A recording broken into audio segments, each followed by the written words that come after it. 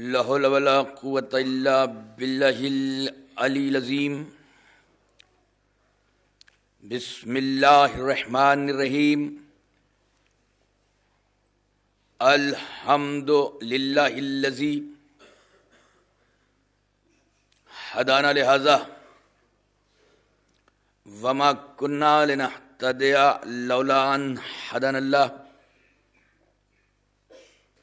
لقد جاءت رسل ربنا بالحق۔ صلاۃ والسلام وتحیۃ والاکرام علی سید اسلم ما فی الوجود سر اللہ فی کل موجود نقطۃ دائرۃ الوجود صاحب لواء الحمد والمقام المحمود الخاتم لما سبق والفاتح لمن غلق المعلن الحق بالحق ابی القاسم محمد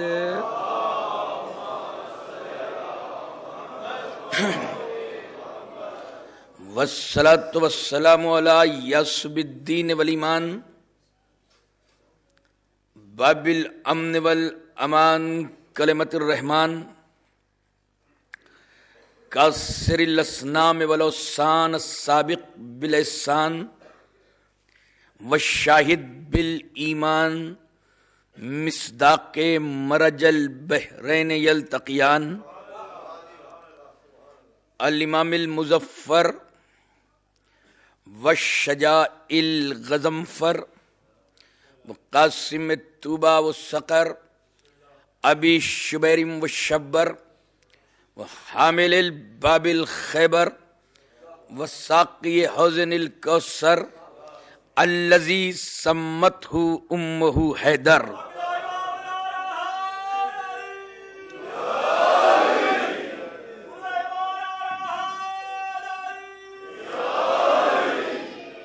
الامام المختار صاحب ذوالفقار مصداق قول النبی المختار لوطین الرائط غدا رجلا کرارا غیر فرار ولالہ الطیبین الطاہرین المعصومین المظلومین المنتجبین المنتخبین ولعنۃ اللہ علی اعدائہم اجمعین من یومنا ھذا الی یوم الدین۔ اما بعد فقد قال اللہ سبحانہ وتعالی فی الکتاب الحکیم بسم اللہ الرحمن الرحیم قد جاءکم من اللہ نور و کتاب مبین۔ صلوات بھیجے محمد والے محمد۔ عمران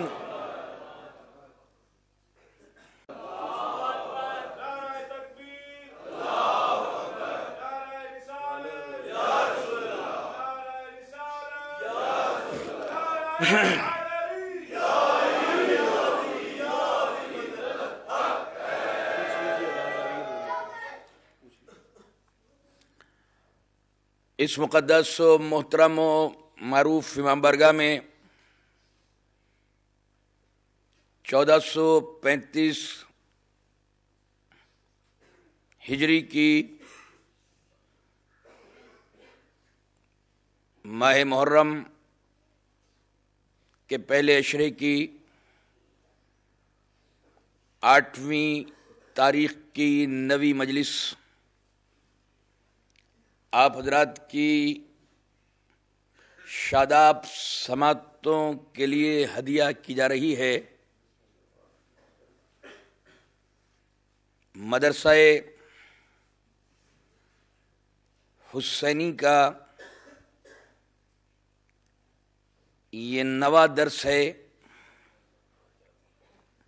جو ہم لوگ اس مقدس بارگاہ میں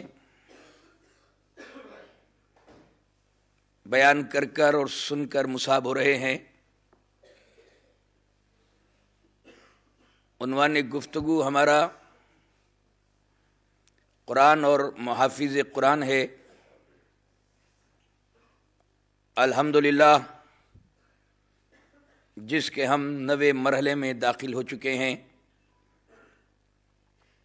اور میں مسلسل اس اشرے میں یہ کوشش کر رہا ہوں کہ میں یہ عرض کروں کہ قرآن کے محافظ کی خصوصیات کیا کیا ہونی چاہیے۔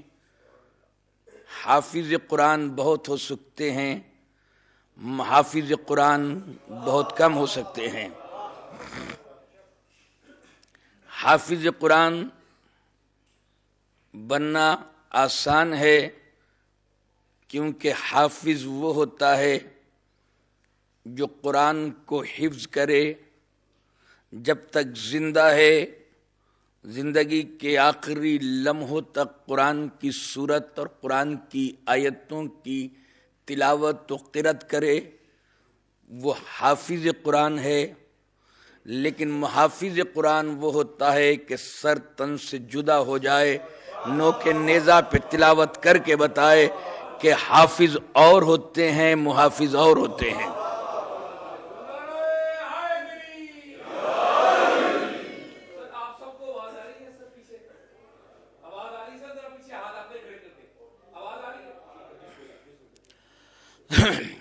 حافظ اور ہوتے ہیں، محافظ اور ہوتے ہیں۔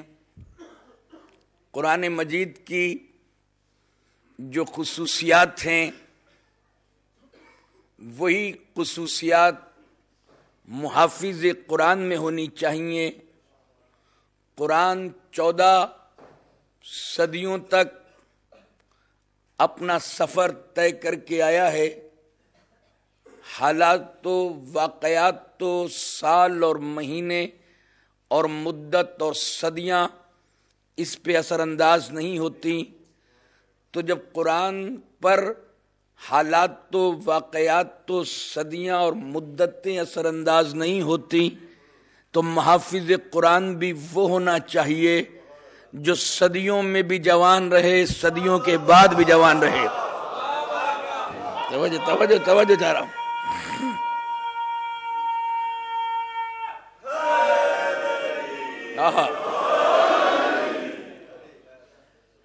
قرآن اپنے لیے خود تعریف بیان کر رہا ہے کہ الف لام میم ذالک الکتاب لا ریب فیہ، یہ وہ کتاب ہے کہ جس میں کوئی ریب نہیں ہے۔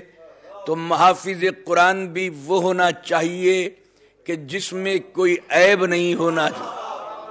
اور قرآن آواز دے رہا ہے کہ لو ان قرآنا سیرت بہ الجبال وقطعت بہ الارض وکلم بہ الموتى، یہ قرآن وہ ہے لو ان قرآنا سیرت بہ الجبال، جس کے ذریعے سے پہاڑ اپنی جگہ سے ہٹائے جا سکتے ہیں، قطعت بہ الارض زمین قطع کی جا سکتی ہے، کلم بہ الموتى مردوں کو سے کلام کیا جا سکتا ہے۔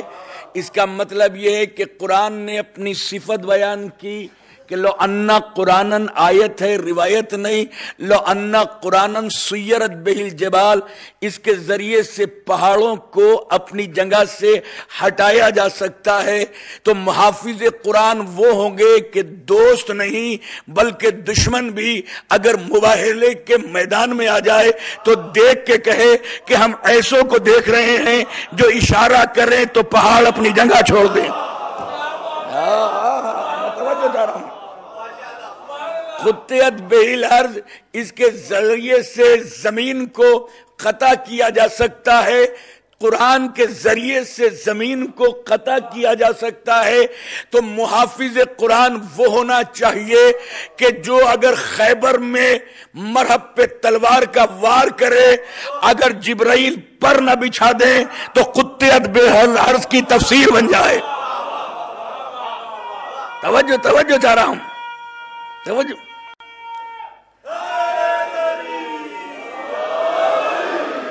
وَكُلَّمَا بِهِ الْمَوْتَى قرآن کی خصوصیت یہ ہے کہ اس کے ذریعے سے مردوں سے کلام کیا جا سکتا ہے، یعنی محافظ قرآن بھی وہ ہونا چاہیے جو مردوں سے کلام کر سکے، بات کر سکے۔ میں کیا کروں، حافظ قرآن تو سورہ یاسین پڑھ کر زندوں کو مارتے رہتے ہیں، لیکن یہ حافظ قرآن کی بات ہے۔ محافظ قرآن وہ ہوگا کہ زندہ کی نماز جنازہ کی نیت پڑھ لے،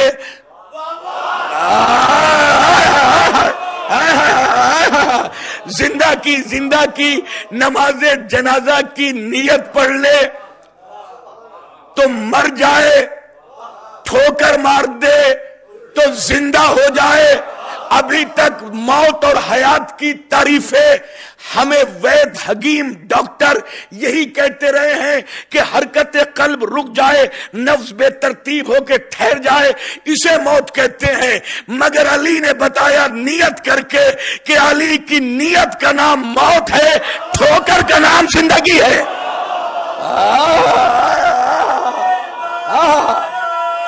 متوجہ جو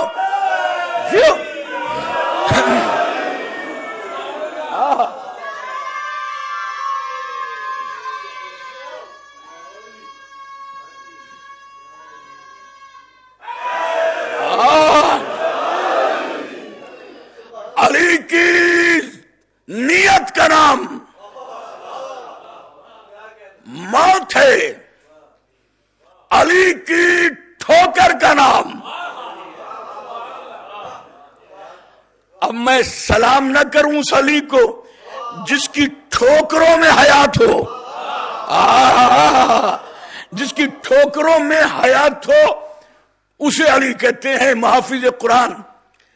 اور قرآن میں اتنی طاقت ہے، لو انزلنا ھذا القرآن علی جبل لرأیتہ خاشعا متصدعا من خشیت اللہ، کہ اگر ہم اس قرآن کو پہاڑ پہ نازل کرتے تو تم دیکھتے، لو انزلنا ھذا القرآن علی جبل لرأیتہ خاشعا متصدعا، تو یہ پھٹ جاتے، متصدعا جھک جاتے، من خشیت اللہ، اللہ کے خوف سے یہ پہاڑ جھک جاتے، پہاڑ پھٹ جاتے۔ تو محافظ قرآن بھی وہ ہونا چاہیے کہ جس کی آمد پہ کعبے کی دیوار پھٹ جائے۔ ٹھہر جائے۔ قرآن کیا کہہ رہا ہے؟ لو انزلنا ھذا القرآن علی جبل لرأیتہ خاشعا متصدعا من خشیت اللہ، کہ اگر ہم اس قرآن کو پہاڑ پر نازل کرتے، لرأیتہ تو تم ضرور اسے دیکھتے کہ خاشعا متصدعا یہ پھٹ جاتے، جھک جاتے، خالی پھٹ نہیں جاتے، جھک جاتے۔ متصدعا مانی جھکنا، خاشعا مانی پھٹنا، پہاڑ پھٹ جاتے، جھک جاتے، من خشیت اللہ، اللہ کے خوف سے۔ دو خاصیت ہوئی کہ پہاڑ پھٹتے، پہاڑ جھکتے۔ خانہ کعبہ کی دیوار نے پھٹ کے بتایا، بتوں نے جھک کے بتایا۔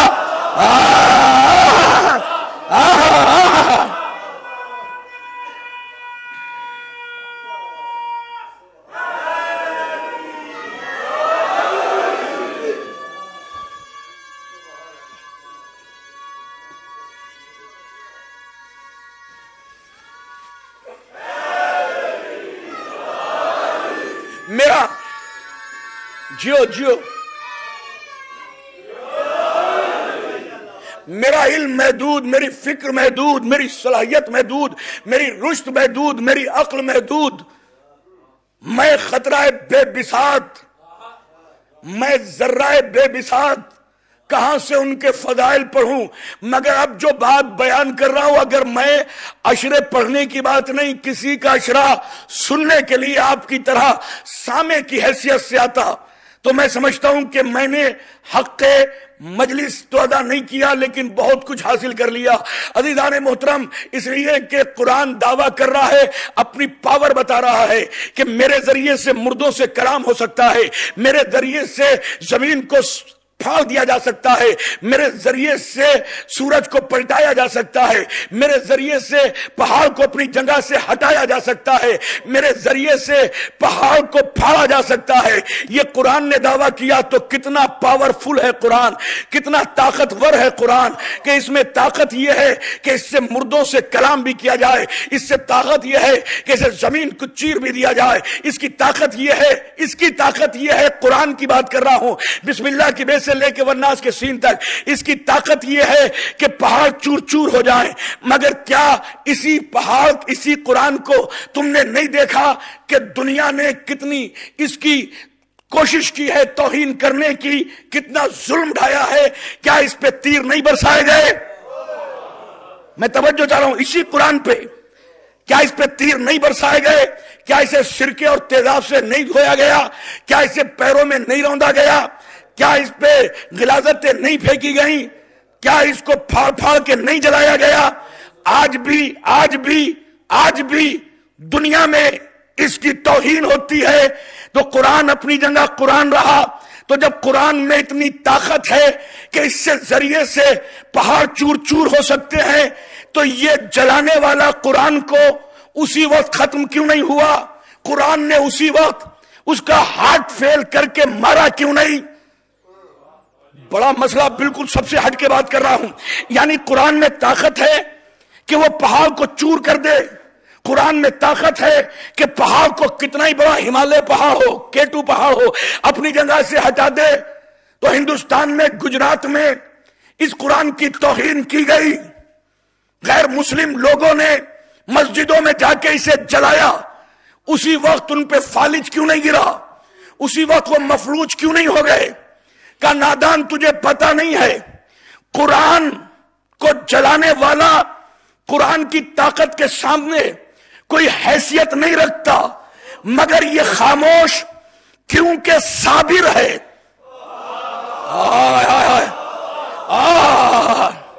یعنی جلانے والا قرآن اپنی حیثیت نہیں سمجھتا، قرآن کی عظمت کو بھی نہیں سمجھتا، مگر قرآن کی توہین کر رہا ہے، بظاہر جلا رہا ہے، مگر قرآن جلتا ہوا دیکھ کر بھی قرآن اس پر عذاب اسی وقت نازل نہیں کرتا۔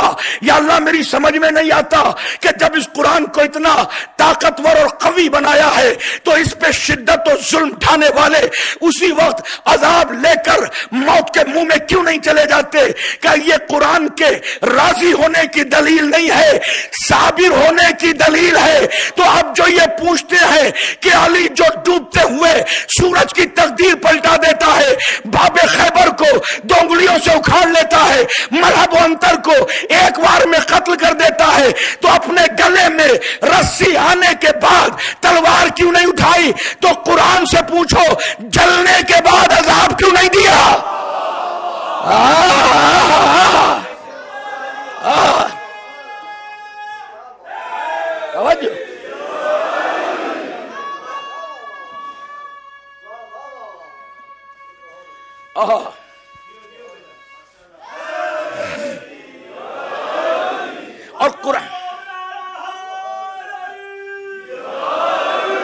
اور قرآن کے اور محافظ قرآن کے تانے بانے سے، میں کوئی جملہ کہہ رہا ہوں، قرآن کے اور محافظ قرآن کے تانے بانے سے شریعت کے شامیانے کا وجود بنتا ہے۔ اب کبھی کبھی ادبی جملہ بول کے میں خود تھک جاتا ہوں، پھر جملہ کہہ رہا ہوں، قرآن کے اور محافظ قرآن کے آپس کے تانے بانے سے شریعت مصطفی کا شامیانہ بنتا ہے، اور یہ صرف شریعت مصطفی کے شامیانے میں رہنے والے اور رہنے والیوں پر یہ پابندی عائد کرتا ہے۔ قرآن بھی، محافظ قرآن بھی، عورتوں کے لیے بھی شریعت، مردوں کے لیے بھی شریعت۔ کچھ چیزیں عورت کے لیے عیب ہیں، مرد کے لیے صفت ہے۔ کچھ چیزوں پہ عورتوں کو پابندی لگائی، کچھ پہ مردوں کے لیے پابندی لگائی. عورتوں کو سخی ہونا، سخاوت کرنا عورتوں کی، یہ اچھی بات نہیں، اور مردوں کی کنجوسی کرنا. میں توجہ چاہ رہا ہوں، یعنی علی فرما رہے ہیں کہ یہ چیزیں جو مردوں میں صفت ہیں عورتوں میں عیب ہیں. عورت کنجوس ہو تو بہتر، مرد سخی ہو تو بہتر.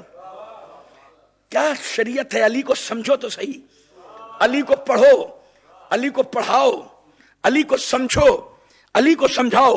اگر دونوں ہی سخی ہو جائیں اور 4000 پاؤنڈ کما رہے ہیں تو 2000 سخاوت شوہر نے کر دیے پہلی تاریخ کو اور 2000 دوسری تاریخ کو زوجہ نے. تو کہا نہیں، جتنی تیز کی سپیڈ ہو عورت کی کنجوسی کا اسی سے بریک ہونا چاہیے. کب زندگی کی گاڑی تیز چلے گی اور آرام سے چلے گی. عورت کے لیے پردے کا پابند بنایا، یا یوں کہوں عورت کے چہرے پہ پردہ ڈالا، بدن پہ پردہ ڈالا، مردوں کی نگاہوں پہ پردہ ڈالا.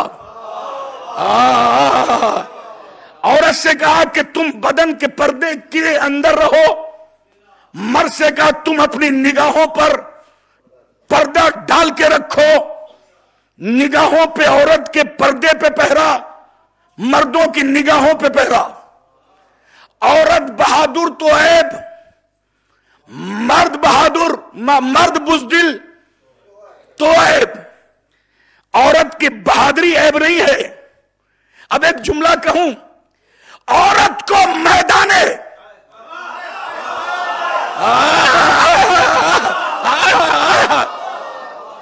مجھے مزہ یوں ہی آتا ہے پڑھنے کا، وقت نہ مجھے پتہ چلتا ہے نہ آپ کا. عزیزان محترم، عورت کو میدان جنگ میں جانے سے پابندی اور مرد کو میدان سے بھاگنے میں پابندی.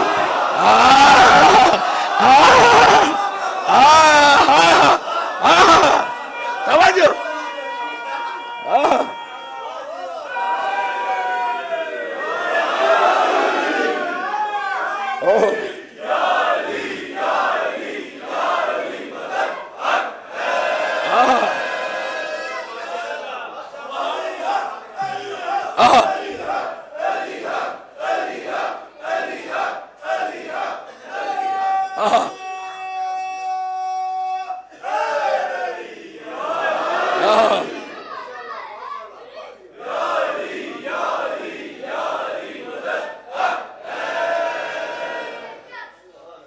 ہم عشق کرتے ہیں تو محافظ قرآن سے، ہم احترام کرتے ہیں تو قرآن مبین کا.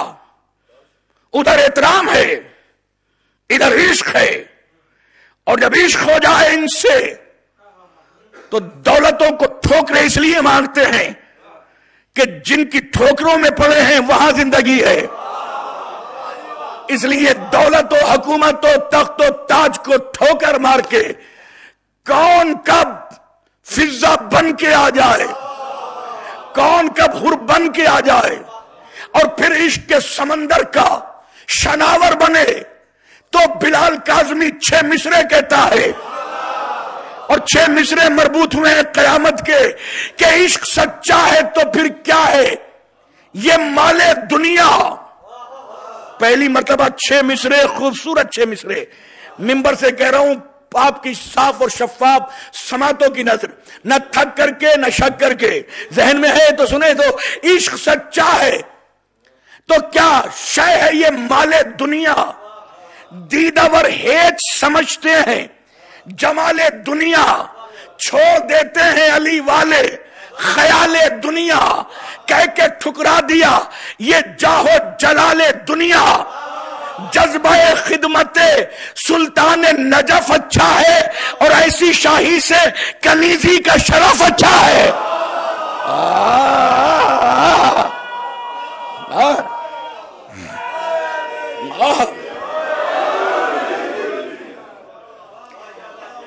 کہ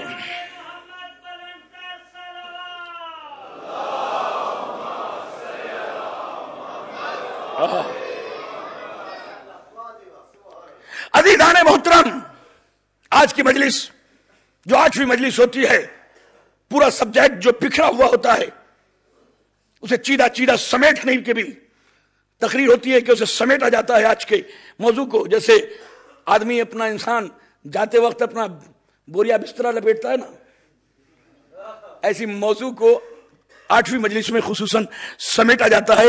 اپنا جو 10 مجلسوں میں خطیب پھیلا کے بیان کرتا ہے. اور اچھے شاعر میں اور اچھے خطیب میں آپ کو ایک پیمانہ کسوٹی بتا کے جا رہا ہوں. اچھا شاعر وہ ہوتا ہے جو عشرے کی بات 2 شعر میں سنا دے، اور اچھا ذاکر وہ ہوتا ہے جو 2 شعروں کی بات عشرے میں سنا دے. میں توجہ چاہ رہا ہوں. اچھے شاعر میں اور اچھے خطیب میں یہ فرق ہے. تو کل میں عرض یہ کر رہا تھا عزیزان محترم، جہاں پہ بات رکی تھی سمیٹ رہا ہوں کہ نبی کے اوپر اولئک الذین آتیناہم الکتاب والحکم والنبوۃ فإن یکفر بها ہؤلاء فقد وکلنا بها قوما لیسوا بها بکافرین. اللہ نے جسے نبوت عطا کی ہے، کتاب عطا کی ہے، حکمت عطا کی ہے، اسے سارے مل کر بھی انکار کریں تو اس کی نبوت و حکمت پر کوئی فرق آنے والا نہیں ہے. کیوں؟ کیونکہ وقت وکلنا بہا، ہم نے ایسے نبی کے ساتھ ایک ایسے وکیل کو کر دیا ہے، لیسو بہا بے کافرین، جو ایک لمحے کے لیے بھی کافروں میں نہیں رہا. اب میں کیا کروں؟ ایک لمحے کے لیے بھی کافروں میں نہیں رہا. اور اللہ نے آواز دی سورت دہر میں، فَاتَّخِذُوهُ وَكِيلًا، لا الہ الا ہوا، اس کے علاوہ کوئی بھی اللہ نہیں ہے. فَاتَّخِذْهُ وَكِيلًا، اور اس اللہ کو ہی محمد وکیل بنانا. یعنی حکم ہے کہ اللہ کو وکیل بناؤ. محمد نے ابو طالب کو وکیل بنایا، کیونکہ مصطفیٰ کے سامنے اللہ تو خود صحن عالم میں بے نقاب ہو کر جسم و جسمانیات لے کر آتا نہیں، تو کیسے کہے کہ یا اللہ تو میرا وکیل ہو؟ یعنی جو کام اللہ کے ہیں، بھائی جملہ، جو کام اللہ کا ہے وہ نبی نے ابو طالب سے کرایا. شاید اسی لیے کہا اللہ نے بھی علم یجد کا یتیمم فاوا، جب تو یتیم تھا تو میں نے پرورش کی. یعنی جو عمل ابو طالب کا وہ اللہ کا، جو کام اللہ کا وہ ابو طالب کا. میں توجہ چاہ رہا ہوں.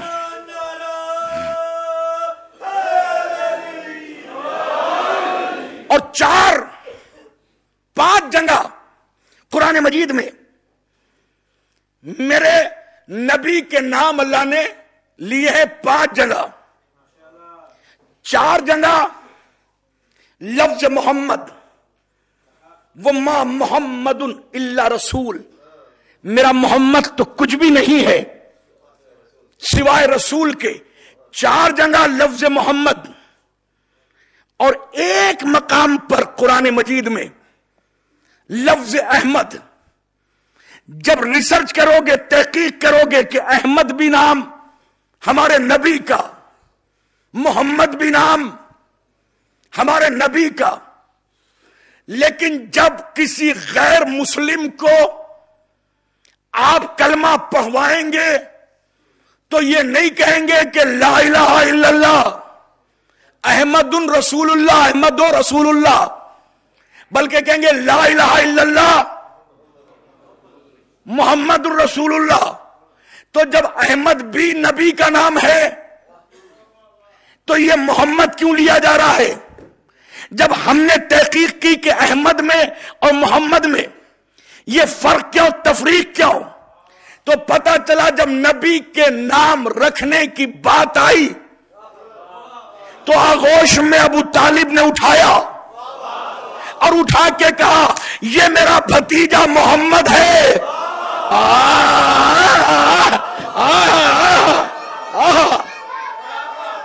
نہیں، یہ میرا بھتیجا محمد ہے۔ اب ذرا سا اختلاف جو شان ابو طالب سے بچنا چاہتے ہیں، وہ کہتے ہیں صاحب محمد ابو طالب نے نام نہیں رکھا، کہ پھر کس نے رکھا؟ نام لو، بغیر جھجک کے ببانگے دہل پوچھ رہے ہیں۔ تو کچھ کتاب میں لکھا کہ نہیں، ان کے دادا عبد المطلب نے رکھا، یعنی نام عبد المطلب نے رکھا۔ کچھ کہتے ہیں نئی تاریخوں میں حضرت ابو طالب نے رکھا۔ آؤ ہم تو اتحاد کی پگڈنڈی پہ ہر جگہ سارے مسلمانوں کے ساتھ چلنے کے لیے تیار ہیں، چاہے نبی کا نام محمد عبد المطلب نے رکھا یا ابو طالب نے رکھا، ہم پھر بھی نجف کے شہنشاہ کو جھک کر سلام کریں گے۔ اگر ابو طالب نے رکھا تب بھی، عبد المطلب نے رکھا تب بھی، ابو طالب علی کے باپ تھے، عبد المطلب دادا تھے۔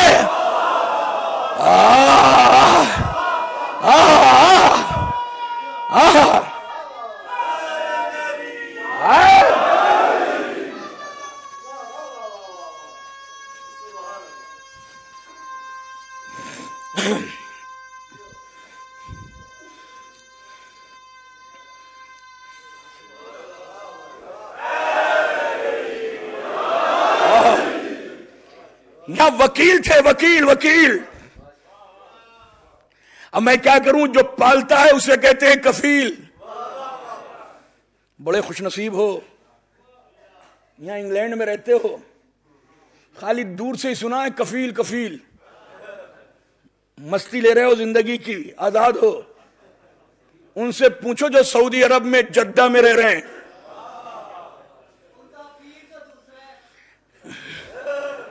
جو جدہ میں ہندوستان اور پاکستان سے سروسز نوکری کرنے جاتے ہیں، تو بہت سا تو بیچارہ باپ کی والدین کی موت میں بھی نہیں آ پاتا، بہت سا ماشاءاللہ ذرا سا کام ہوا اور 2 سال میں ہی حالات بدل دیے۔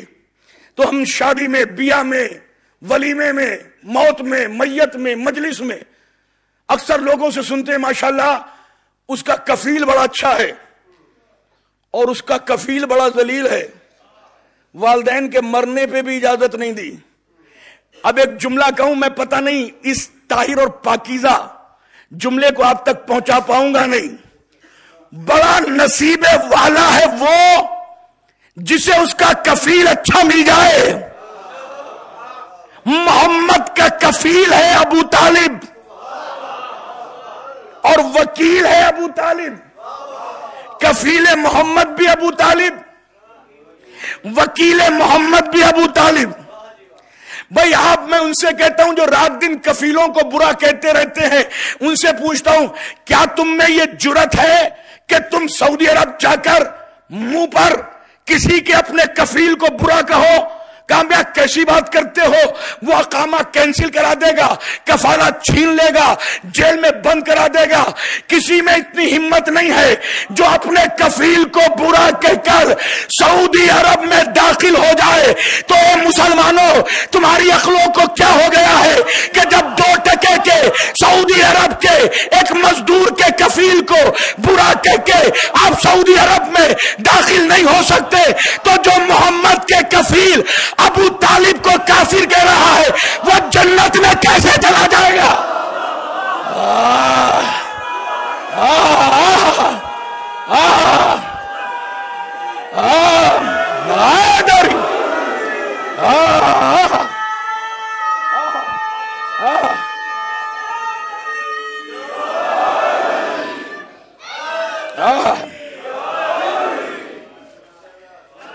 کفیلے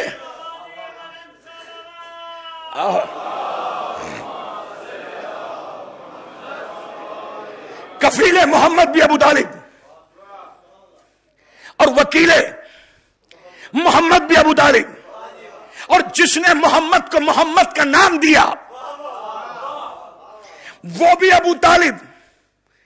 اب دوسری جگہ حضرت عیسیٰ نے پیشن گوئی کی کہ ایک اور آئے گا نبی جس کا نام احمد ہوگا، اسمہ احمد، اس کا نام احمد۔ नाम अहमद रखा है नबी का अल्लाह ने, मोहम्मद रखा है अबू तालिब ने। मैं यानी अहमद नाम अल्लाह ने, मोहम्मद नाम अबू तालिब ने। तो भाई कल जब अजान हो तो तसव्वुर वही रखना, वही आमना का लाल, भाई वही अब्दुल्ला का बेटा, वही कमली वाला। ख्याल दूसरा ना हो, ख्याल भी वही, नियत भी वही, मदीने वाले की, कमली वाले की। और उसी की नियत पर हमने कहा कि आज अजान में वो मोहम्मद नाम नहीं जो कुरान में अल्लाह ने अपने हबीब को नाम दिया, वो नाम पढ़ा जाएगा। ला इलाहा अशहदु अन ला इलाहा इल्लल्लाह अशहदु अन्ना अहमदो रसूलुल्लाह। सारे कहेंगे अमा इन्होंने अपनी अजान भी नहीं बनाई है। हम उनसे कहेंगे अजान नहीं कैसे बनाई, मुझे बताओ तो सही कि ये हमने अहमद किसी और का नाम नहीं, उसी अब्दुल्ला के बेटे का, उसी आमना के लाल का हमने नाम। लोग कहां समझते हैं कि अहमद और मोहम्मद की अजमत। मैं अबू तालिब की बात इसलिए कर रहा हूं कि अगर तारीख के दरीचों से झांकोगे तो जितनी भी झूठी रिवायतें हैं वो सच्चे अबू तालिब की अजमत पे पर्दा डालने के लिए है। मैंने कितना बड़ा जुमला बोला है, कितनी खामोशी से आपने सुना है। सच्चे अबू तालिब की अजमत पे पर्दा डालने के लिए ये झूठी झूठी रिवायतें, वरना कहां वजूद है दाई हलीमा का।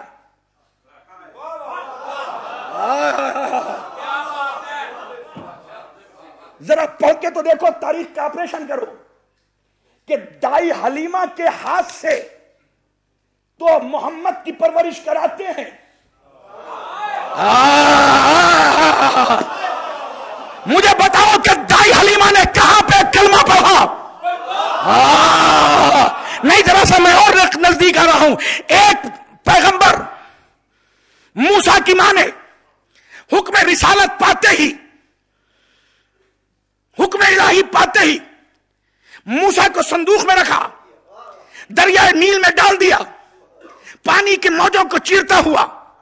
अब देखें कि मुझे बहुत जल्दी जल्दी आपके वक्त का एहसास करते हुए अपनी गुफ्तगू को बजाय फैलाने के समेट रहा हूं।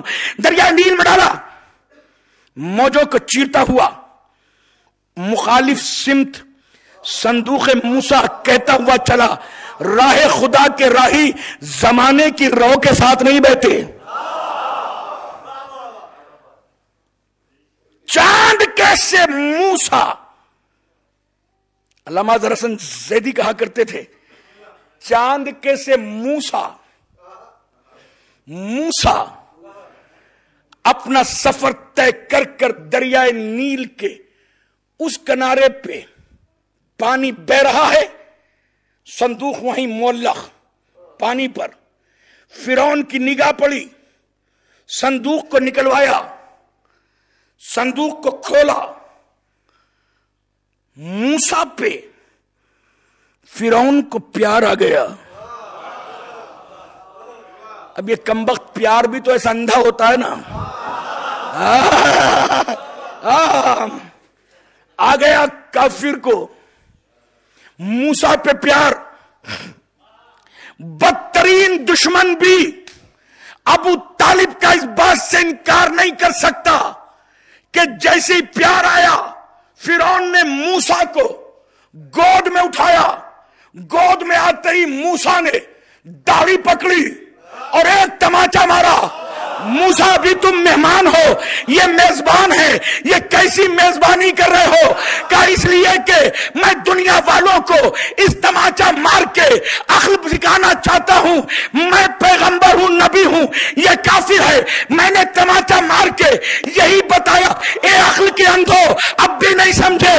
نبوت ایک لمحے کے لیے بھی کافر کی گود برداشت نہیں کرتی.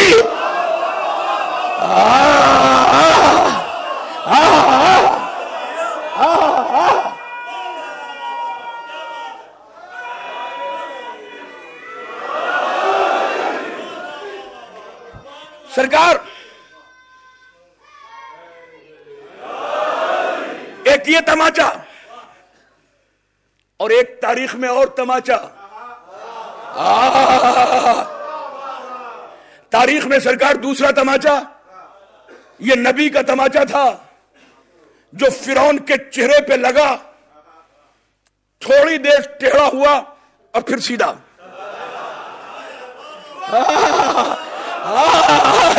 توجہ چاہ رہا ہوں. لیکن ایک تماچا وہ جب 12 رجب کی 13ویں شب کو علی نام کا موتی صدف کعبہ میں آ گیا تو اس وقت کا ابو جہل لات و منات کے قدموں میں پڑی ہوئی مٹی کو سرما سمجھ کر عام بچوں کی طرح جب علی کے پاس آیا تو علی کا بچپن کا ہاتھ بایاں نکلا, داڑھی پکڑی, اتنی بڑی داڑھی تھی کہ پورے ہاتھ میں آ جائے,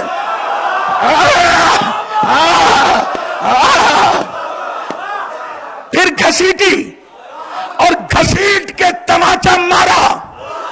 تو علامہ حسن زیدی کہتے تھے کہ ساری زندگی اس کا چہرہ سیدھا نہیں ہوا, ٹیڑھا ہوا. اب ایک بات بتانا چاہتا ہوں, تاریخ اسلام و تفسیر میں دو ہی تماچے, ایک موسیٰ کا تماچا, ایک علی کا تماچا. جو موسیٰ نے مارا وہ نبی کا تماچا تھا, ذرا سی دیر سیدھا ٹیڑھا ہوا پھر سیدھا ہوا. مگر علی نے جو مارا مرتے مرتے مر گیا, چھیڑا ٹیڑھا رہا, تاکہ دنیا کو بتا دے کہ نبوت کا دشمن کچھ دیر میں سیدھا ہو سکتا ہے, ولایت کا دشمن سیدھا نہیں ہو.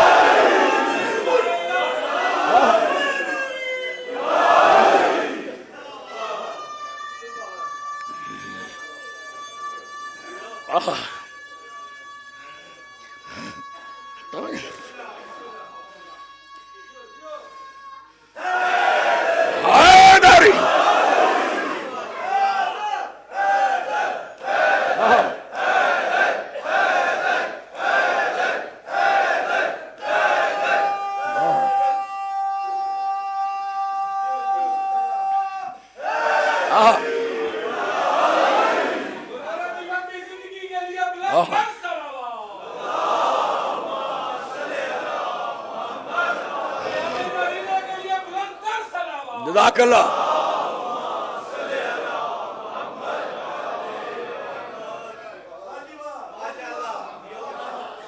دشمن نبی سیدھا ہو سکتا ہے, دشمن ولایت کبھی سیدھا نہیں ہو سکتا. کمبخت دشمن ولایت ایک تھوڑی, جتنے بھی ملے. جہاں ولایت کا اعلان غدیر میں ہوا اور 292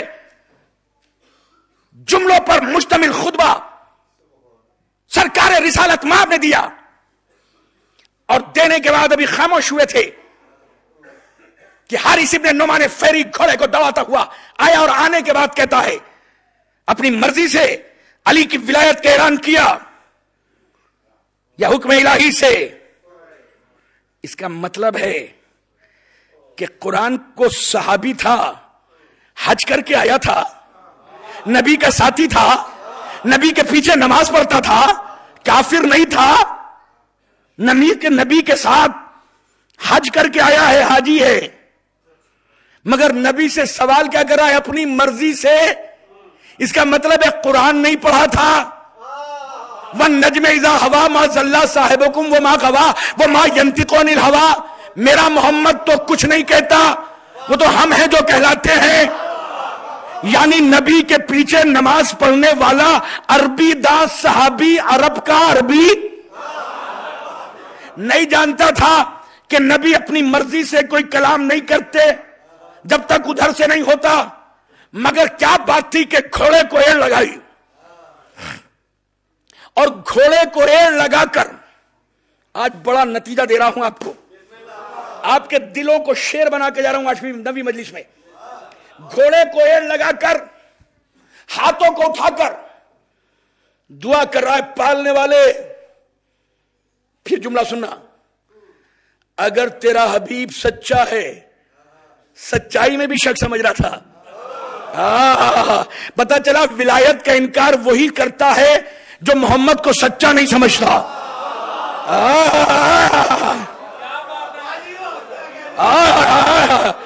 تو اور تیرا اگر حبیب سچا ہے تو میرے اوپر عذاب نازل کر. پوری توجہ, کتنی مرتبہ آپ نے واقعہ سنا ہوگا, مگر بہت بڑا نتیجہ خاص کر کے پاکستان کے سامعین کے لیے نظر کر رہا ہوں. دعا کیا مانگی؟ دعا نہیں, بد دعا. سچا ہے تو عذاب نازل کر. لبوں کی جنبش ختم ہوئی کہ آسمان سے پتھر گرا. ایک جملہ کہوں, تاریخ انسانیت میں دو ہی مرتبہ آسمان سے پتھروں کی بارش ہوئی, یا تو حفاظت کعبہ کے لیے یا مولود کعبہ کے لیے.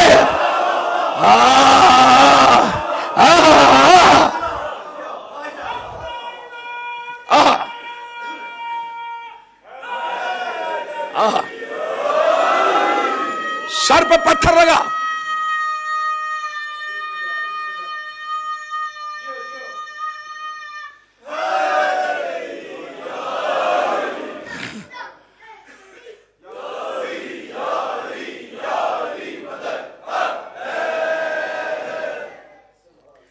کل پہ سر پہ پتھر لگا, اور پتھر لگنے کے بعد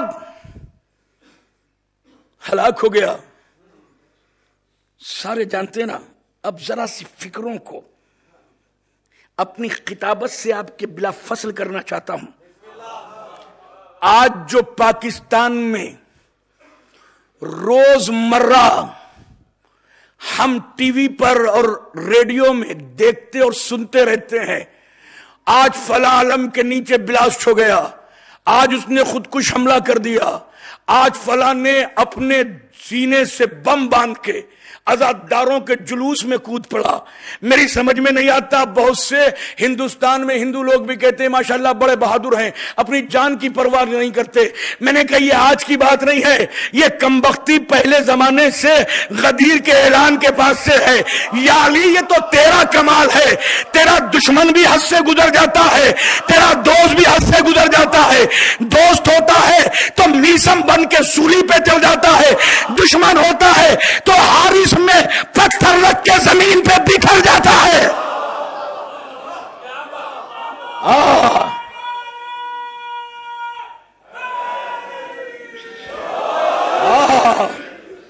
تو آج یہ خودکش حملے عزاداروں کی انجمن یا امام بارگاہوں میں نہیں ہوتے, بلکہ باندھ کے آنے والے بتاتے ہیں کہ ہمارا شجرہ پہچانو, تم غدیری ہو, ہم حارثی ہیں. پتا چلا بہادری نہیں دکھا رہے, حارث ابا ہے جس کی سنت پہ عمل کر رہے ہیں.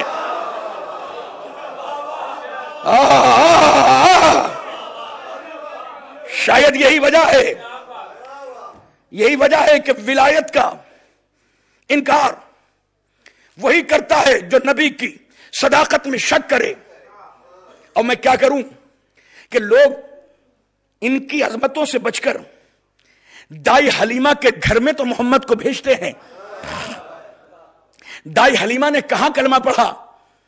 موسیٰ تو ایک لمحے کے لیے بھی کافر کی گود برداشت نہ کریں, اور تمہارا محمد کافرہ کے گھر میں پلتا رہا. میں توجہ چاہ رہا ہوں. اور پھر کیسے جب غیر مسلم سیرت کی ہندی میں لکھی ہوئی کتابوں کو پڑھتے ہیں تو ایک جملہ بھی نہیں امپریس نہیں کر پا رہا. اس لیے لکھتے ہیں کہ جیسے لاغر و ناتواں کمزور مصطفیٰ لاچار اور نادار حلیمہ کے گھر میں پہنچے کہ پورے کے پوری خود بھی ضعیفہ تھی، پورے کھجور کے درخت خشک تھے، اونٹنیاں مرنے کے آخری منزل پہ تھیں، بکریاں دودھ نہیں دیتے تھے، درخت پھل نہیں دیتے تھے اور اونٹ ناتواں تھے، مگر پالا اس حلیمہ نے۔ آگے جملہ لکھتے ہیں مگر جیسے ہی محمد آئے بکریاں دودھ دینے لگی، درخت پہ کھجوریں آ گئی، اونٹ توانا ہو گئے۔ تو بغیر تو صحیح تو سیرت لکھو، اب بتاؤ کہ محمد کو حلیمہ نے پالا یا حلیمہ کو محمد نے پالا؟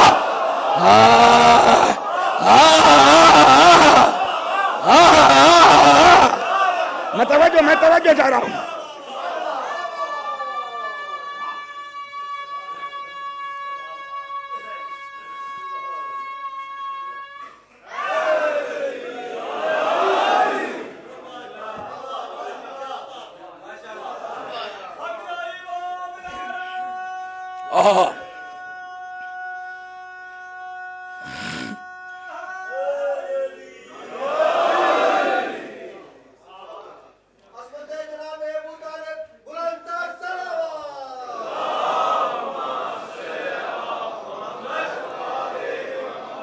یہ ساری جہنم میں جانے کی تیاریاں ہیں جو عظمت ابو طالب سے انکار کر رہے ہیں، جو ولایت سے انکار کر رہے ہیں، جو عظمت قرآن سے منکر ہیں، جو عظمت نبی سے منکر ہیں، سید الانبیاء سے انکار کرتے ہیں۔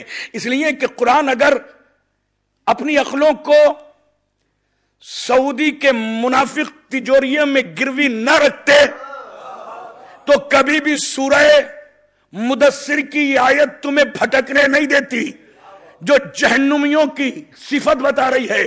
ما سلککم فی سقر، اور تمہیں کون سی چیز ہے جو جہنم کے آخری حصے میں لے گئی؟ تو کہا لم نکو من المصلین، ایک تو ہم نماز نہیں پڑھتے تھے۔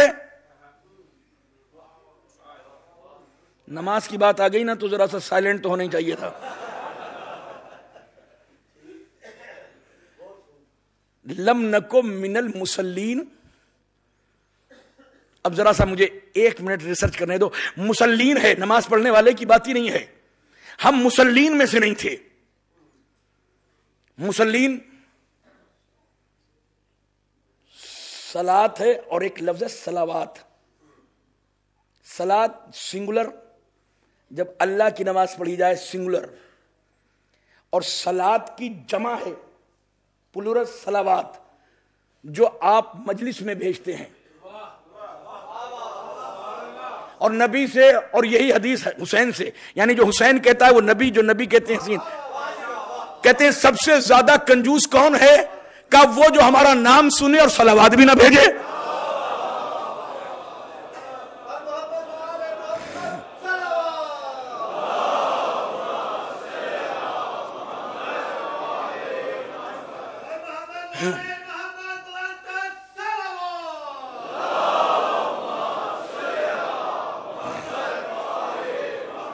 دیکھو اس کو ان آیتوں کو پڑھنے کے لیے مجھے 3 مجلسوں کی ضرورت ہوتی ہے، لیکن میں صرف بہت تیزی کے ساتھ 3 منٹ میں انشاءاللہ اپنے موضوع سے، کیونکہ مربوط ہے میری تقریر سے، کہ ہم نماز نہیں پڑھتے تھے، ایک تو اس لیے جہنم میں گئے، دوسری چیز ہم صلوات نہیں بھیجتے تھے اس لیے جہنم میں گئے۔ تو جب بھی آل محمد کا ذکر سنا کرو، پڑھا کرو، تو صلوات کثرت سے بھیجا کرو، کیونکہ صلات خدا کو سلام کرنے کا نام ہے، صلوات خدا والوں کو سلوٹ کرنے کا سلام۔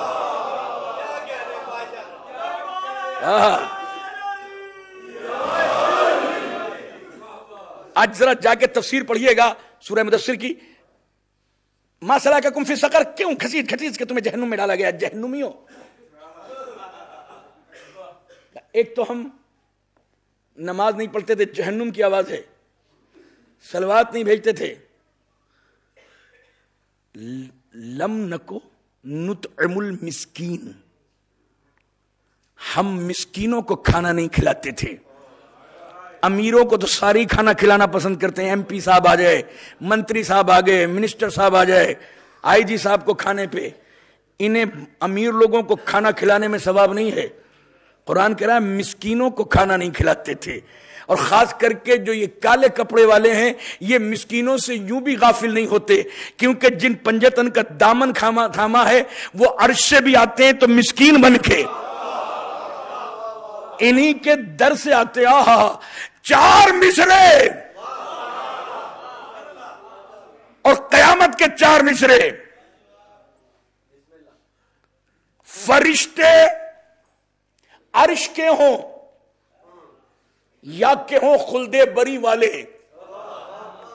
अब आपका इम्तिहान है। बहुत प्यारे 4 मिसरे हैं और इससे प्यारे 4 मिसरे मैंने अपनी जिंदगी में इस मौजू पर अभी तक नहीं सुने।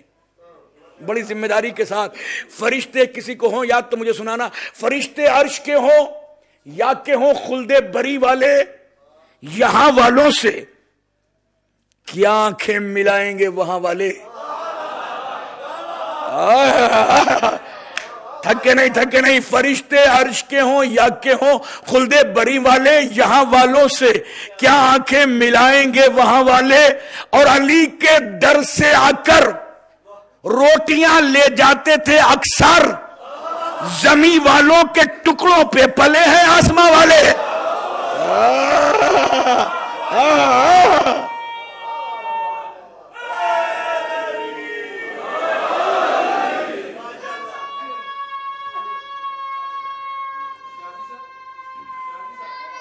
उधर अच्छा, इनके जो 1 या 2 मिनट हैं वो समर शाह साहब से माजरत के साथ, क्योंकि ये मेरे नहीं है, ज्यादा लेंगे ये 2 मिनट।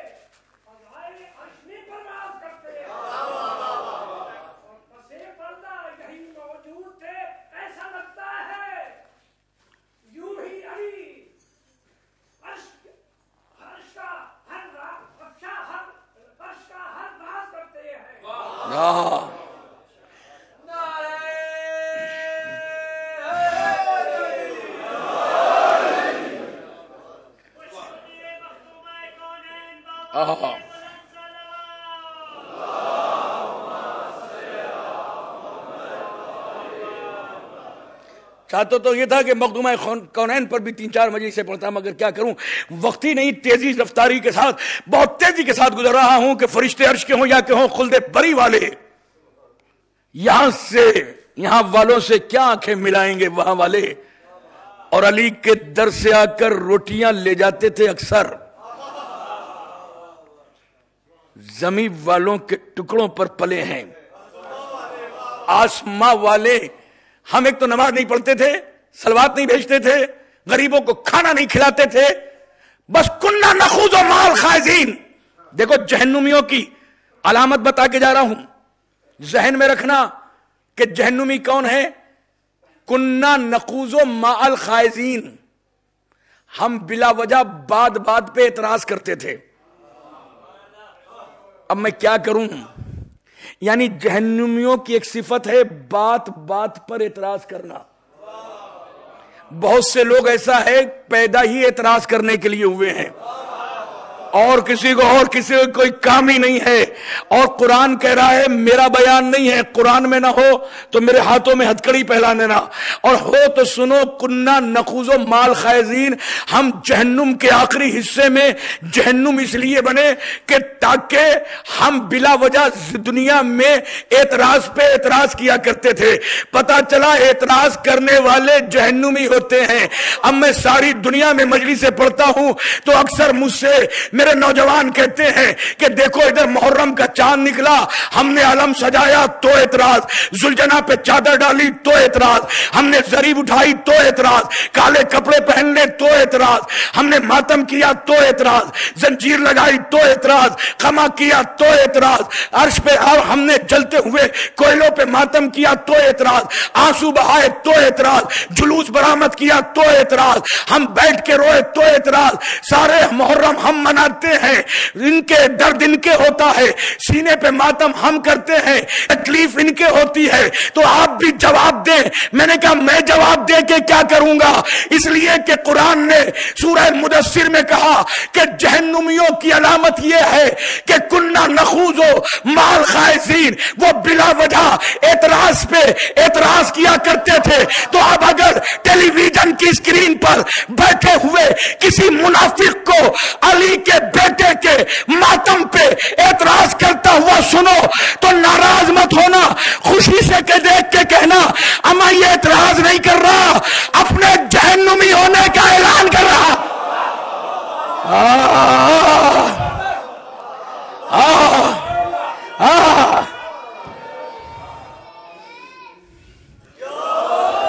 چار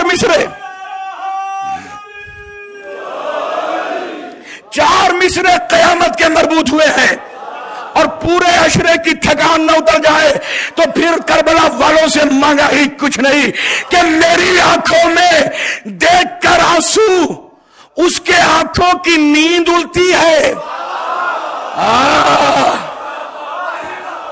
میں نے آگے والوں کے لیے تھوڑی پڑھا ہے، یا تو پیچھے والے سمجھ ہی نہیں پائے یا میں نہیں سمجھا پایا۔ اچھا 2 مصرے تو پہلے معاف ہیں، 2 مصرے جو آگے والے ہیں وہ سب کے لیے۔ میری آنکھوں میں دیکھ کر آنسو، خدا کی قسم ہندوؤں کو سنایا تھا نا تو کھڑے ہو گئے تھے یہ 4 مصرے۔ میری آنکھوں میں دیکھ کر آنسو اس کے آنکھوں کی نیند اڑتی ہے، کس طرح جائے گا وہ جنت میں، کربلا راستے میں پڑتی ہے۔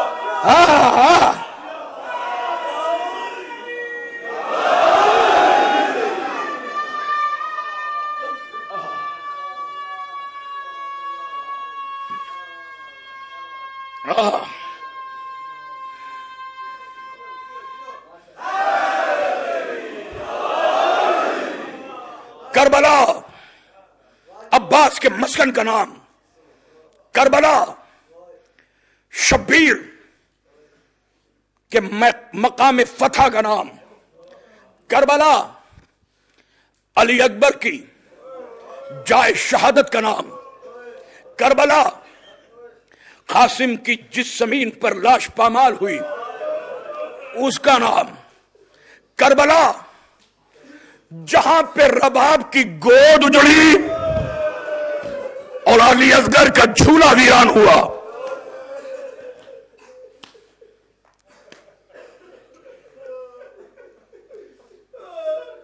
ایک اگر شعر سن لو میر انیس کا، آج کی تاریخ کی مناسبت سے اگر ایک شعر سن لو، بس ایک شعر، تو مصائب تو مکمل ہیں۔ شب عاشور ہے، ایک ایک بی بی اپنی قربانیوں کو تیار کر رہی ہے، علی اصغر کا جھولا رباب جھلا جھلا کے رو رہی ہے۔ بطول کے سید بیٹے نے کہا کیا وجہ ہے کہ اتنی گریہ کر رہی ہو؟ کہ اس لیے کہ میرا بچہ بڑا چھوٹا ہے، میدان میں نہیں جا سکے گا۔ تو جو حسین نے کہا اسے میر انیس اللہ مقامہ نے 100 برس پہلے لکھنؤ کے ممبر سے پڑھا تھا، کہا کہ یہ در نجف ہے ابھی یاقوت بنے گا۔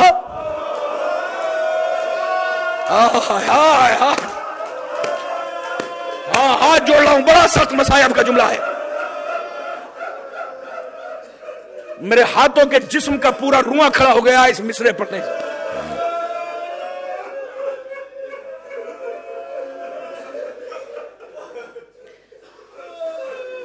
صدیوں میں پیدا ہوتا ہے ایسا شاعر، یہ در نجف سفید ہوتا ہے، یعنی پانی اور دودھ نہ ملنے کی وجہ سے علی اصغر در نجف، کیا میر انیس نے کہا ہے مصائب، یہ در نجف ہے ابھی یاقوت بنے گا، جس جھولے میں جھولا ہے وہ تابوت بنے گا۔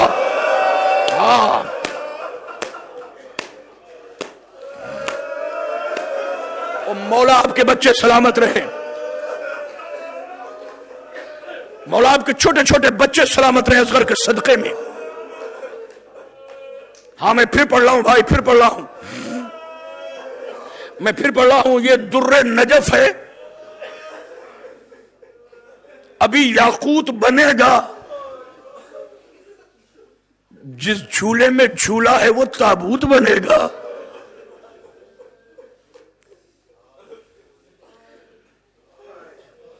ساری رات جھلا جھلا کے مانے، علی اصغر کو تسلی دی ہے اور روتی رہی ہے، رباب کاش میرا بیٹا بھی بڑا ہوتا تو حسین کی نصرت کے لیے میدان کربلا میں اکبر سے پہلے بھیجتی۔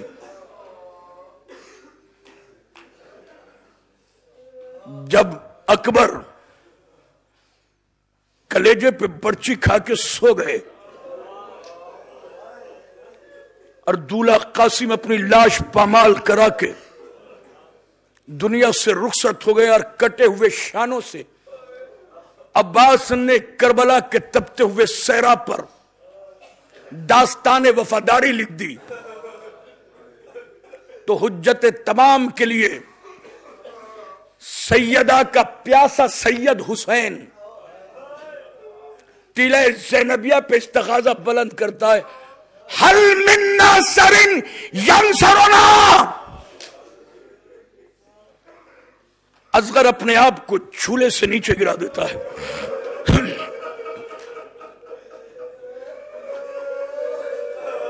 بڑے اطمینان سے، بڑے اطمینان سے، ایک ہی رات تو باقی رہ گئی ہے نا، کل کی رات شام شب عاشور ہے، پرسوں شام غریبہ، اصغر کے جھولے میں جھولنے کی بس ایک رات، کل کی رات اور پرسوں اصغر نہیں ہوگا۔ ابھی اصغر بڑا پیاسا ہے،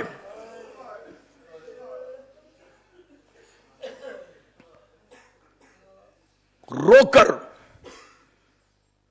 ماں نے دیکھا کہ حسین کی آواز سن کر بچے نے اپنے آپ کو جھولے سے نیچے گرا دیا۔ بڑے اطمینان سے، بہت اطمینان سے مسائل پڑھوں گا،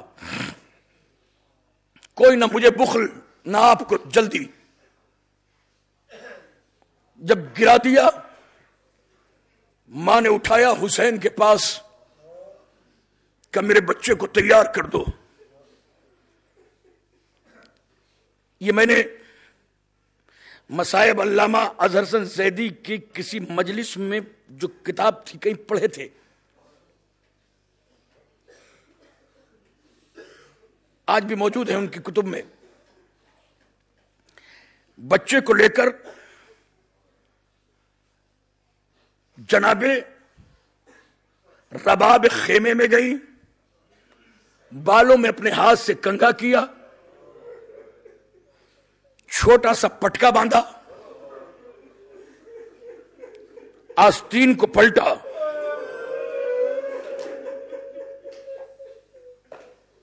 اب جملہ سن لو میری بہنیں ہاتھ جوڑ کر، حسین کی گود میں دے کر ایک جملہ کہا، آقا بتاؤ میرا بچہ مجاہد جیسا لگنے لگا؟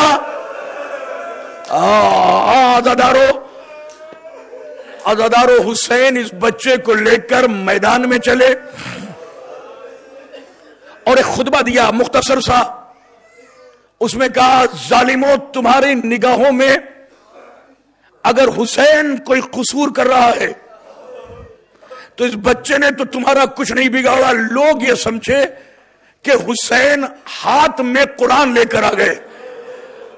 عزادارو مختار کے دربار میں جب شمر کو اور ہرملہ کو گرفتار کر کے لائے تو مختار نے ہرملہ سے پوچھا بتا تو نے جب میرے مولا کو آغوش میں اصغر کے لے کر پانی طلب کر رہے تھے، مولا تو نے کیا کیا؟ تو ہرملہ جیسا ظالم کہتا ہے مجھے مار دے، مر اس وقت کا منظر مجھ سے نہ پوچھ۔ کہ بتانا کیوں نہیں چاہتا؟ کہ اس لیے کہ جب سے میں نے تیر سے شعبہ علی اصغر کے گردن میں مارا ہے، اول تو مجھے رات کو نیند نہیں آتی اور کبھی خواب میں سو بھی جاتا ہوں۔ اللہ جانے کون نقاب پوش بی بی اصغر کی ماں ماتم کر کے ایک ہی سوال کرتی ہے، اے ہرملہ مجھے اتنا بتا دے میرے اصغر کی کیا خطا تھی، میرے اصغر نے کیا قصور کیا تھا؟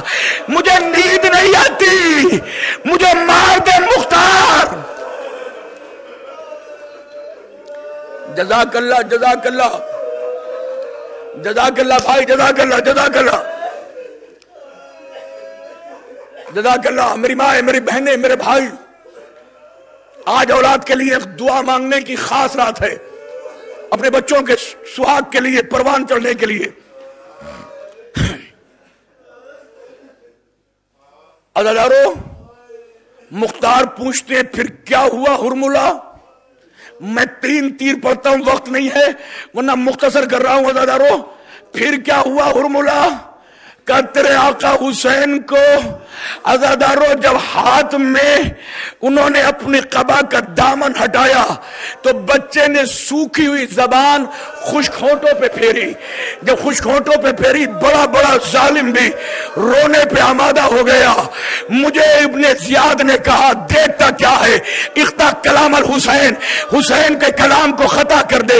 میں نے اپنے تیر کو نکالا، کمان میں کسا، کسنے کے بعد گھٹنے کو ٹیکا، ٹیکنے کے بعد علی اصغر کی گردن کا نشانہ بنایا، ادھر تیر چلا، ادھر سے رباب کی آواز آئی، اے علی اصغر سنبھل جا، تیر حسین کو نہ لگ جائے۔ ادھر تیر چلا، علی اصغر کے گردن پہ لگا، بچہ تڑپ گیا۔ حسین نے آواز دی، انا للہ وَإِنَّا إِلَيْهِ رَاجِعُونَ، رَزًا بِقَضَائِهِ وَتَسْلِيمًا لِأَمْرِهِ۔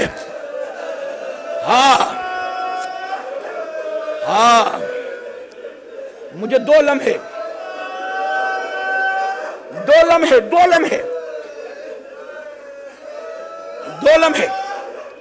کر دیے مختصر۔ ایک